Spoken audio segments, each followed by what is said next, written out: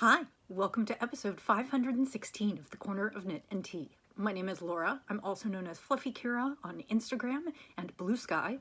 I blog over at thecornerofknitandtea.com, which is where this episode and every episode show notes will be. And I have an Etsy shop where I sell my handspun yarns and knitting patterns. Hi, how are you? It is Monday, April 7th, and I hope that you are doing well. I had one of those crazy crafty weekends that ended up being absolutely delightful, and I am kind of energized to work on a bunch of new things, and I have so many things that I can't possibly work on all of them at once, which is kind of fun. So I hope that you're doing well. The big thing for me this weekend was we did the Knit for Food Knitathon, and that went smashingly. So so this is the 5th year for the Knit for Food Knitathon. I explained a lot about what it was last week. If you fundraise above $100, you get to be part of the festivities of the day, which is you get to partake in Zoom calls, and there's some fun and games, and you get to hear from all of the different organizations that we are raising money for.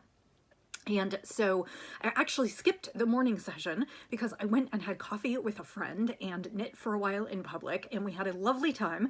We just went to Panera, which is a local kind of coffee shop sandwich place, and we could sit and we got bagels and coffee and just sat and knitted for a while. And multiple people in the room we were sitting in, multiple women came up to us and asked us about our sweaters and our knitting. And the woman who was sitting across from us had a son who goes to the Art Institute, which is here in Kansas City, or we have a Kansas City Art Institute, and her husband or her son went there for college, and so she was talking about it. So it was a really nice, positive experience. And then I went and had a fortifying lunch with my husband and came home to craft all afternoon. And I worked on the charity quilt that I have been working on, and it is almost, it is 99% done. I brought it to show you today. I need to pull in a few more ends. I just have a few more threads to kind of tie off, tuck in, and snip. And then it needs to go in the washing machine. So I'm going to show you that, and I'll also show you a few areas where I could have done better on that one. So not infallible, and I will show you my mistakes despite my misgivings about it. And then I knit all evening, and we had a delightful evening session and games hosted by Patty Lyons. And it was absolutely wonderful. So I hope that well, I guess I've already said I hope you're doing well, but so that was really inspirational to me. Yesterday, I kind of just recovered. I was really good, even though I felt like I crafted all day. I knit a total of a hat and a half, and I finished free motion quilting on my quilt. I sewed the binding onto the front of the quilt, and then I folded it around back, and actually I even finished hand sewing down the back of the binding. And so, like I said, the only thing left to do is to kind of tie off a few loose ends and weave those ends in, and then I am done. So I feel like I knit a charity hat and a half, and I quilted. I was really kind to my arms. They're not sore. I mean, I was a little tired yesterday, but I didn't overdo it. And so I am feeling refreshed and ready to get back into kind of a little bit of everything. So let's start with the tea. I am drinking a lovely tea today from a place called Distinctly Tea. And they are located in Stratford, Canada. My sister takes a trip every year to Stratford, Canada for the Shakespeare Festival with her friends. And this year she brought me back a mug, which is a delightful knitty mug. Actually, I don't 100% know for sure if this came from Stratford. She brought me a selection of teas and paired it with the mug. So I guess I don't know if the mug came from Stratford, but the tea did. This is an Earl Grey de la Creme, smooth aromatic with a wonderful creamy fruity flavor. So that is this one, and it is from Distinctly Tea, which is called distinctlyteastratford.ca, if you would like to find it. I'll put the link in the show notes. And so I'm drinking that today in my mug. It is my lunch hour. It's approximately 1 o'clock here, and the weather is a little bit chilly. It's been in the 40s and 50s outside, but it is delightfully sunny today.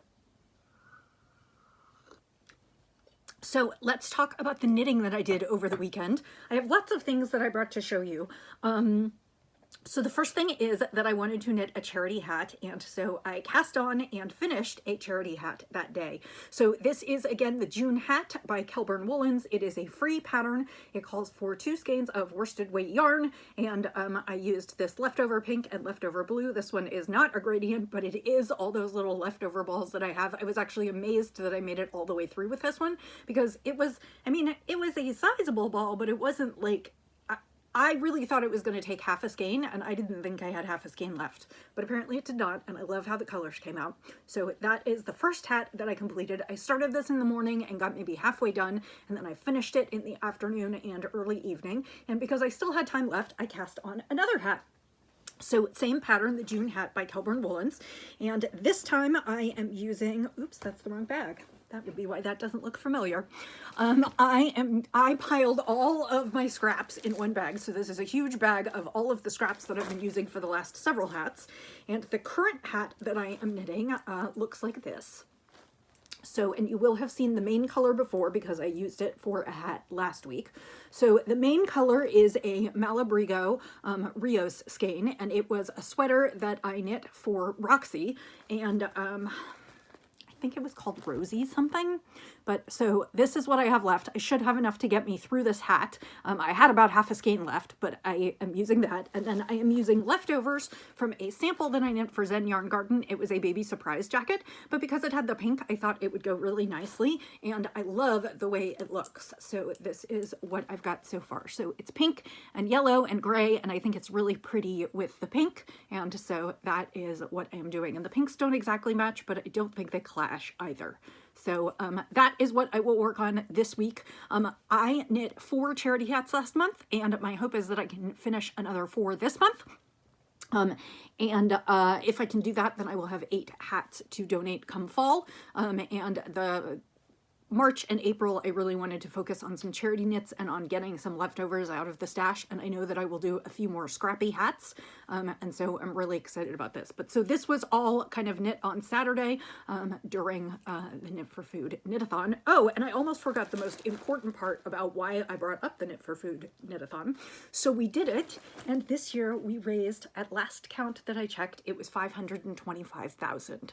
So that is a huge increase over last year. Last year, our total was $379,000, and every bit of those dollars is going to be divided 4 ways between our 4 causes, which is Team No Kid Hungry Meals on Wheels, which provides meals to seniors, World Central Kitchen, which works all over the world, and Feeding America. So that's like in excess of $125,000 to each of those. It was absolutely record-breaking. It was inspiring, and I am so proud to be part of the event. And like I said, you know, knitting is part of it, and I'm glad that I got to knit during the day, but even more is raising money for food awareness and raising money to donate. And so we did that in spades, and I'm just absolutely thrilled.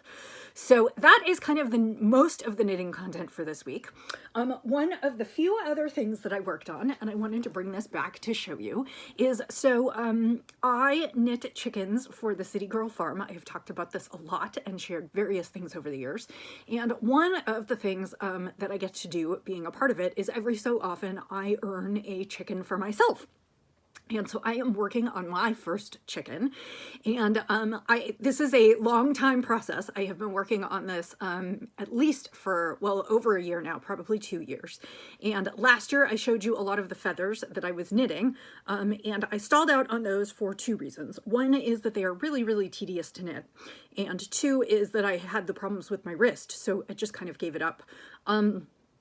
When I went into the studio this week, or I went into the studio on Friday to drop off what I had been knitting and pick up more supplies so I could take it home and knit it. I do this kind of as a contractor. I just pick stuff up, take it home, knit it to their specs, and then turn it back in. I saw a chicken that we had made, and I realized that like I could make some of those for my chicken, and I wouldn't have to do all the little feathery parts. And do you ever get kind of blocked on a project, and then all of a sudden you have like a slightly different idea, and then all of a sudden you're incredibly inspired to get back to it. And so that was the case with this. I think I had been avoiding it because it was so tedious and I wasn't enjoying it, even though I want my own chicken. And I found another way to kind of use the same yarn for the rest of the chicken, and we'll work it in together so it will incorporate all the pieces. So I immediately came home and I knit another piece, and this is the piece that I knit. So I am using hand spun. Well, okay, so this is the stockinette side, and actually I think I kind of like it on the reverse stockinette side. So this is the yarn that I'm hand spinning. I've showed this before. This is called Enchilada Night, and it is a fiber dyed by Hello Yarn, and it has all these rich colors. And so I knit the feathers out of the first part of this, and then I decided that maybe I could just knit big pieces. And I love the garter stitch enough that I actually might do more garter stitch, or these are singles. My thought is I actually might spin up some of it as a 2-ply and then work with that. So I got down all of the rest of this had already been spun and washed, and so I'll work this into a couple pieces this week. And then I got down the rest of the bag of all of the fiber that I have left, and I probably have about 8 ounces left, maybe a little bit more. And so my plan is to, after I finish my current spin the rest of that up and knit a variety of pieces to finish my chicken. So my chicken is the hand spun, and then I also have some yarn that I bought, and you'll probably think this is sacrilegious, but here's where it goes. I bought this yarn years ago at a Ply-Away, and it is Ross Farm. It is their heritage breeds, but it is a Shetland. It was Heliotrope 2.0 Shetland wool. It is approximately a 3-ply sport weight, and I have 3 more skeins of this. And so my plan is to work the rest of the hand spun that I make and the rest of this into tons and tons of pieces for my chicken. And if I'm inspired enough to do this in the next couple months, this was another one of my UFO projects that I would love to get done this year. My hope is that maybe I'll get it done this year. And I love the way this works up in the rainbow stripes. Oh, I am so excited about this now. I'm just ready to roll. So it's actually only to my slight dismay that like my wheel isn't free right now because I have started on another project that I'll talk about in a minute. But so the next thing on my wheel is going to be all the rest of the fiber for this, so that I can spin it up and get it done and get it ready to go, and move on and hopefully finish this project. That would be like, this is one of those things where I really want the finished object, but the process of getting there has been a little difficult for me, and so I really want to get into it. The second thing that happened, which is also at war with my desire to create for myself, is also that yarn came in for my nephew's sweater. So I talked last week about knitting my nephew a sweater for his birthday, and that we had picked a Minecraft sweater. And so this is the color for the main sweater. This is Malarigo Rios in Pearl 10. So it's like a really dark kind of slate gray. And then the contrasting colors are a silver, which is called Pearl. So I have Pearl and Pearl 10. And then I needed a green, and they did not have the exact green that I wanted, but the closest that I could get was Solis. So this is really not the green in Minecraft.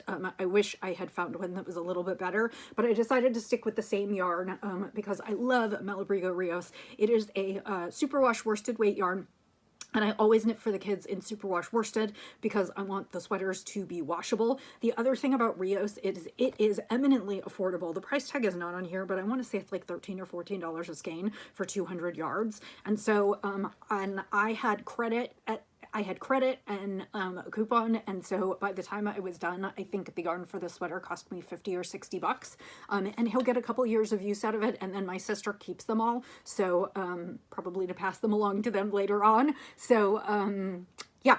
So I'm very excited, and this will probably be my next cast on.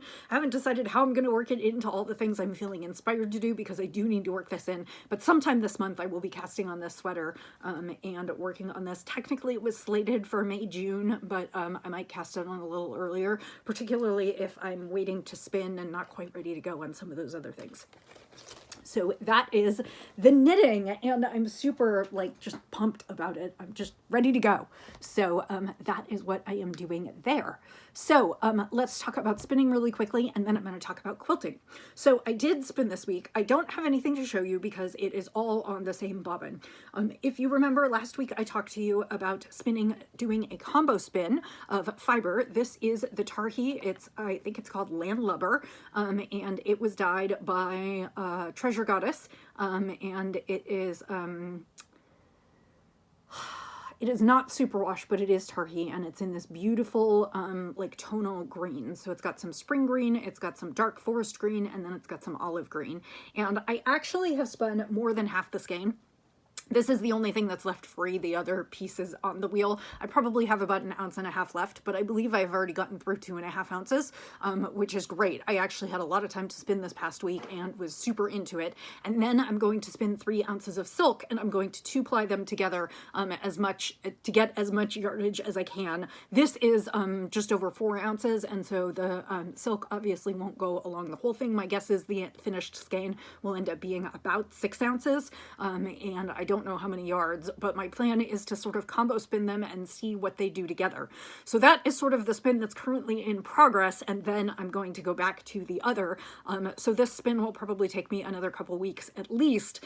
So I'm just going to kind of move throughout things, but I'm feeling it, and I really wanted to spin this one, so I'm actually not upset that this is on the wheel, but I'm also like, ooh, gotta get through that faster so I can get to the next thing. Because that's how my brain works. So I'm hoping maybe I'll even have a little bit of time later this afternoon to spin. So we'll see. It looks like all of my afternoon meetings have gotten canceled. So maybe a little bit. Anyway, so that is where I am on spinning. I should have a finished bobbin of this next week to show you, and then I will also start working on the silk. So the big thing of the week is that I'm finished with a quilt. So I have showed you this quilt before. I received a layer cake in a gift bag, and a layer cake is 10-inch print squares from a fabric collection. They are pre-cut into 10 inches, and they can be used to do a variety of patterns. And the nice thing about pre-cuts versus working with like straight fabric yardage is that in a pre-cut, usually you get a certain number of squares or strips. In this case, I think it was 42 squares, and they contain all the fabrics in the collection. So usually there are 18 to 25 fabrics in a collection, and you get 1 to 2 squares of each fabric. The thing about it is that it's a really cool way to see all the prints in the collection, and it's a really great way to put together a quilt that completely goes together because all the fabrics are designed to coordinate together. So what I did is I made a pattern called double slice. It's meant to be done with a layer cake, and first you cut your layer cake squares sort of in 1/3, 2/3 measurements, and then you sew them back together, and then you rotate them the other way and you cut them up half and half, and then you sew them back together. And so you end up with slightly smaller squares because you've taken some seam allowances, but you end up kind of having this multicolor variety quilt. And the way the math works, if you do it with exactly 1/4 inch cuts, or if you cut 100% correctly and you sew 100% correctly with your 1/4 inch seams, you should get a 54 by 63 inch throw quilt. So mine is probably just ever so slightly smaller than that because my seam allowances still aren't perfect. So mine is probably 52, 53 by 62. But basically it makes a really good size lap quilt. And then what I did is I sewed all those squares together. I sewed it in a 6x7 format. And then I backed it and put batting in it, and then I quilted it on my machine. And I showed you part of this several weeks ago when I showed you the machine quilting pattern. And it is finished now. I will say this is not my first time quilting on my machine. I have done that before, but this is my first time quilting a quilt this big on my machine, and that led to some challenges for me and ultimately some mistakes, which I'm not super pleased with. So first I'm going to show you the quilt. So this is the finished quilt, and you can see it's very It's very tall. It's very beachy looking. The fabric collection is Beach House by Edita Sitar, who she designs under laundry basket quilts, and she designs for Andover Fabrics. And then the backing and binding is in a yellow. It's a coordinating fabric print.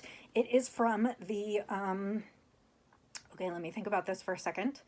It is from the, it's from a collection from Stephanie Organis, who is also Andover Fabrics.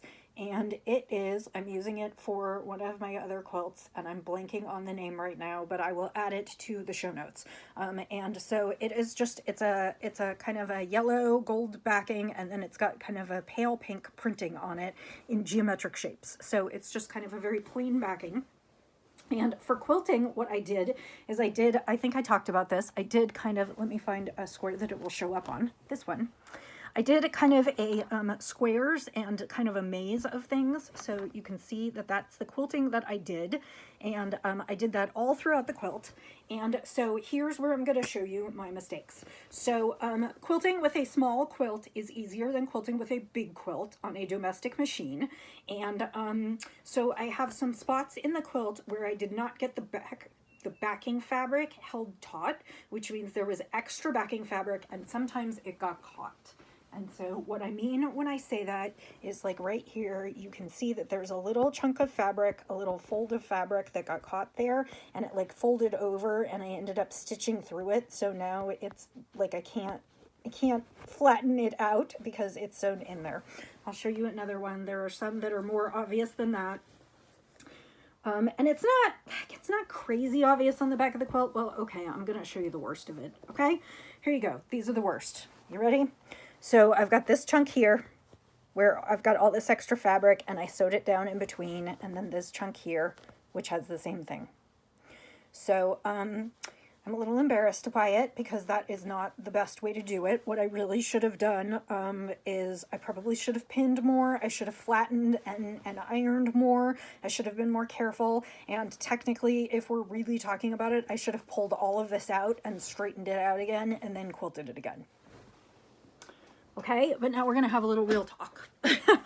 So now you see what I did, and now you see what I did wrong, and I know what I did wrong, and I'm going to work on it for the future. But most of this backing I found after I had done the quilting sessions, and I had moved all over the quilt. And so in order to fix it, I would have had to pull out the quilting pretty much all over the quilt and start again, because I would have had to, like, flatten that out, and it would have spread to the rest of the quilt, so I would have had to pull that out so that I could get it nice and flat. So ultimately I made the decision not to fix it, and I made the decision to go ahead. This quilt has not been washed yet. Basically, my order of operations is it's very much like knitting and blocking. So you sew, you create your top, you create your front, which is your quilt top. Then you sandwich it all together with the top and the batting and the backing, and then you quilt the whole thing. And then at the end of doing the machine quilting, you cut it out, you square off the corners, so you make the corners sharp, and then you add the batting, you add the binding. And this time I machine sewed the binding to the front of the quilt, and then I hand sewed the binding to the back of the quilt. So you can see that, you might be able to see a little bit. I tried to use a pretty invisible stitch, but I tacked that down all the way along there, and the corners are mitered. They're not 100% perfect because there's a little bit more fabric on the front than on the back. They look great on the front. So yeah. So then I go through and I weave in all the ends. I find all my loose threads, I tie them off, I bury them in the center of the quilt, and then I dump the whole thing in the washing machine and run it through the washing machine and the dryer. Because if anything's going to happen, if it's going to shrink up, if anything, anything untoward, I'm going to make sure it happens before I give it. Usually what happens when I put it in the washer and dryer is that the fabric shrinks a little bit, and so it gets a little crinkly and lovely. And so some of these things that are on the back may not show up as much. And so I'm hoping that that's the case. And even though it's not perfect, I am going to donate it, and I am going to learn from it and move on, because done is better than perfect.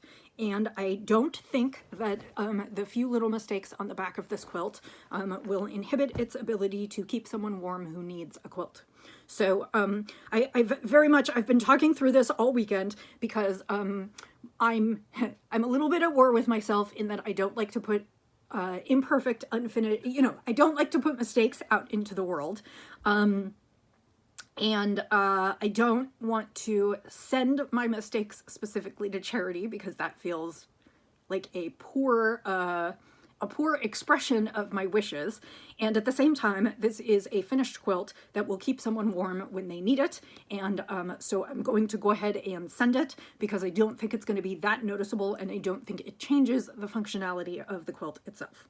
So that is where I have ended, but that is constantly striving to learn and do better. And I don't know if I will quilt another quilt as big as this on my domestic machine again. And if I do, you can bet I'm going to be watching pretty carefully, and I'm going to be checking fairly often so that I can fix any mistakes that I make. So I think that is what I have for today. Those are kind of lessons learned and lots of crafting.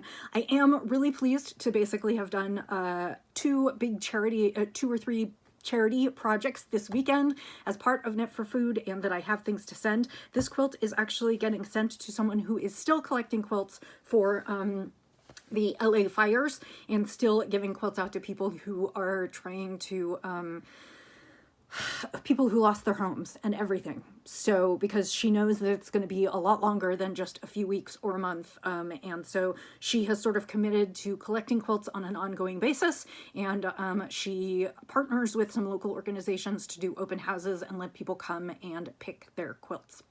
So that's what I've got for you today. I hope that you had a good weekend. I hope that things are relatively positive where you are. I don't know that everything's positive in the world around me, but this week I have chosen to just go with my crafting inspiration. It's not that I'm making light of the things that are happening in the world.